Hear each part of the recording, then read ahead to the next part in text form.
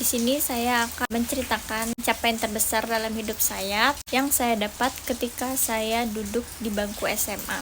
Pencapaian terbesar saya bukan dari nilai rapot atau piala lomba, piagam penghargaan dari prestasi ya, melainkan dari usaha saya, yaitu saya mampu membeli mobil dari berjualan waktu itu. Semua itu berawal dari tugas kelompok pada mata pelajaran prakarya dan kewirausahaan, yang dimana kita disuruh jualan apa aja.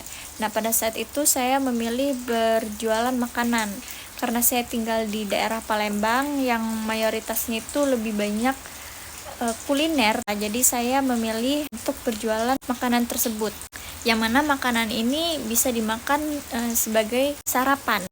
Ternyata respon teman-teman saya pada saat itu sangat bagus.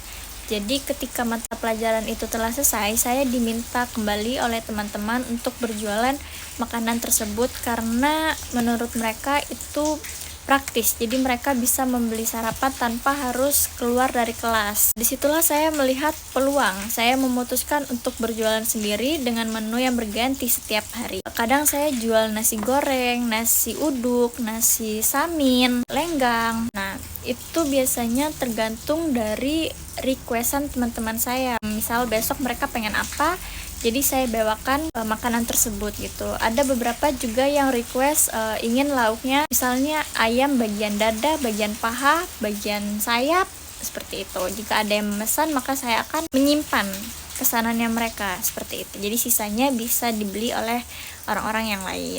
Rutinitas ini saya lakukan ketika saya masih duduk di kelas 2 SMA hingga saya lulus. Nah, kemudian dari makanan ini saya juga berjualan di sore hari di depan kantor milik orang tua saya. Di sana saya membuka kontainer dari jam 4 sore sampai jam 10 malam.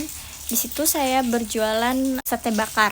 Rutinitas ini memang tidak mudah saya lakukan karena harus membagi waktu antara sekolah, jualan, menyiapkan stok, dan mengerjakan tugas-tugas sekolah. Tapi dari proses itu, tabungan saya perlahan terkumpul sampai akhirnya saya bisa membeli mobil hasil dagangan tersebut. Itu saya dapatkan ketika saya masih berusia 16 menuju 17. Sebagian orang membeli mobil mungkin hal biasa, tapi bagi saya itu adalah bukti dari kerja keras, konsistensi, dan kemampuan menahan diri.